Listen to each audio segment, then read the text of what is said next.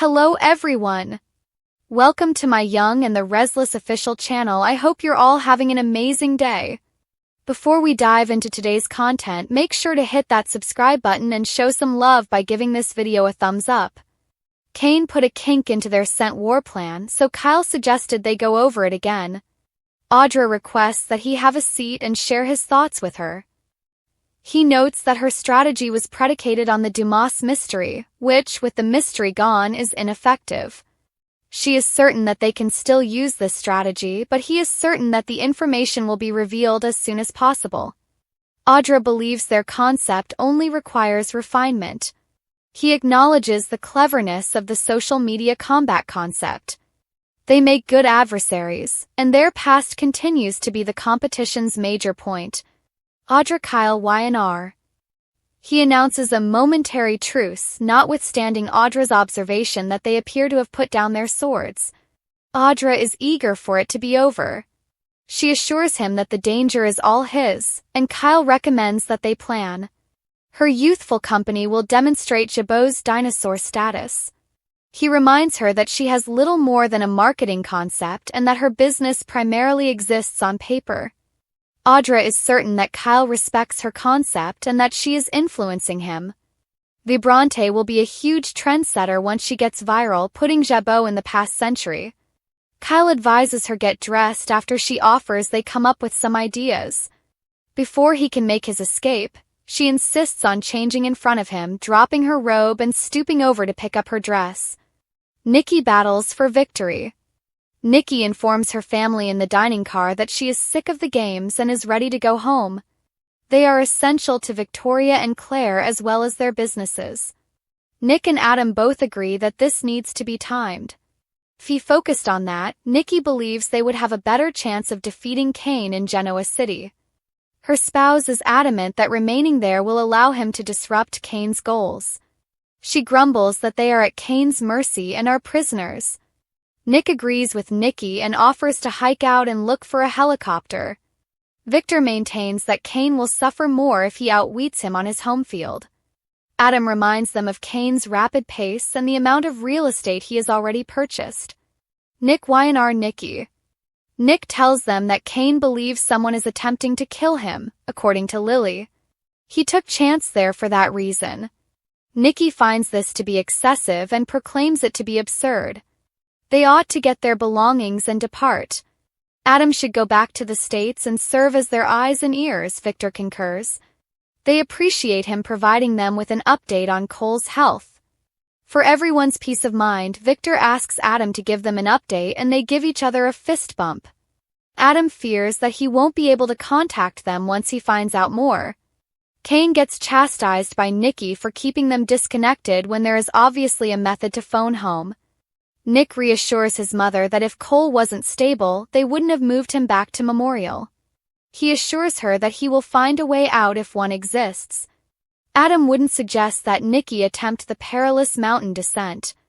Despite all the mental games, Nick assures her that it's genuinely pleasant there. Victor advises his wife to consider this a vacation. Phyllis is determined to show her allegiance. Cain urges Phyllis to be explicit about her desire to sacrifice her friends and loved ones in order to commit to his cause at the Maze's dining table.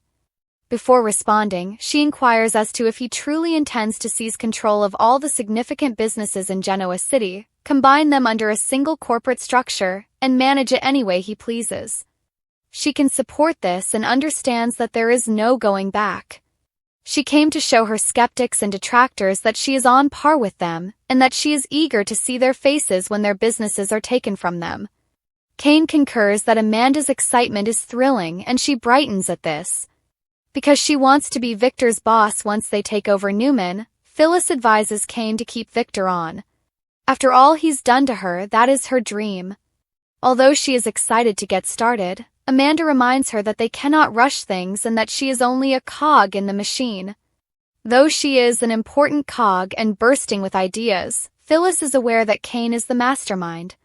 Cain tells her that hypotheticals have been the foundation of this entire discussion. The redhead is certain that he has taken decisive action. She cautions that Genoa City's wealthiest families won't be defeated easily. How is Kane going to accomplish this? Kane Phyllis Y&R. Kane assures Phyllis not to worry, but he won't elaborate. He wants her to demonstrate her commitment to sticking with it. Who do you need me to throw under the bus? Think of them as roadkill, adds Phyllis. Lily and Damien show up before Kane can respond. Ending the last chat, Kane moves to Lily and talks about how lovely the day is. It was, she asserts. She sulks. Amanda inquires as to whether Lily and Damien are now dating. They assert that they are merely attempting to take advantage of the circumstance. Phyllis jokes that the martinis aren't very good there, while Lily laments that this is like prison.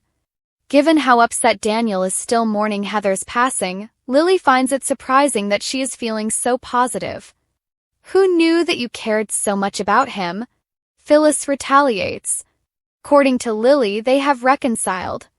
Amanda attempts to lead Phyllis away as the situation intensifies. Phyllis claims that spending time with her kid is her top priority. She allegedly bullied her way in, according to Lily. Phyllis asserts that she has every right, possibly even more than Lily, to be present. Lily implies that Phyllis is up to something when she informs her that she's depressing the atmosphere. Phyllis questions why Lily is assaulting her when she brings up Daniel once more. Billy hired her after firing Lily, so she believes she has a bad attitude. She goes on to say that Lily is only showing Damien off to hurt Kane's feelings. Phyllis is asked by Damien not to act as though she is aware of what is happening between him and Lily. Phyllis shuts down and leaves while Amanda stands between the three of them, and Lily argues that they could as well be rats in a maze. Phyllis, Amanda, Y&R. Lily and Damien are left alone as they eat and sit at the table. Phyllis is like a bull in a china shop, she laments. He praises her for managing her effectively. They talk about their mistrust of her until they see Audra and Kyle coming out of the maze. Damien acknowledges that he has seen the positive aspects of her with his mother. But he gets the impression that Audra is trying to achieve something and is going to have to walk a tightrope to do it. When Kyle and Audra come up to them, she tells them that they have been developing a marketing strategy. They leave to get food after saying it's all business. Damien tells Lily that he has previously warned Audra that he has his eye on her since he doesn't believe it. He refuses to witness his siblings suffer harm. Audra tells Kyle at the dinner table that she doesn't give a damn about what the other two think. Damien, Lily, Y&R. Lily appreciates Damien's protectiveness toward Nate as he hands her a cocktail. All Damien wants is to get in touch with Amy to see how she's doing. He cares deeply for the people he loves, and Lily wonders how she could have ever mistrusted such a unique man. Kane comes out of the maze and glares at them as they hold hands. Kyle and Audra head back to the rail car. He advises her to keep Lily and Damien away from her. When she comes up with new ideas for their dispute, she could not care less about them. He proposes that they get together for dinner and discuss their ideas in more detail. She believes that the French air is energizing and motivating. He concurs. She advises him to try to stay up to date and cautions that he agrees with her a lot. She opens her door carefully, then shuts it. The Newmans are interrupted by Phyllis. The Newmans are still chatting as Phyllis walks confidently into the dining car. She wonders if she should be concerned after noticing that everyone fell silent. She asks Adam, who she sees there, what motivated him to hike up. Nikki requests that she leave them alone after Victor reminds her that this is none of her concern. Phyllis is reminded of the reasons she is happy to be apart from the family. Phyllis, who is eating grapes, surmises that Adam must have come for something significant. Adam advises her not to talk about visiting him. After Nick invites his ex outside for a conversation, they leave. Nikki urges Adam to send their love to the family as he gets up to go. She appreciates him, knowing that he took a lot of chances. Adam says, "That's what family does," and walks away. Victor assures his wife that she need not worry. This won't go on for long. Even though he is playing at home, Kane is no match for him. Victor Y&R. Phyllis is challenged by Nick. Phyllis notices that Sharon was left out of the invitation to the family gathering as she and Nick navigate the labyrinth.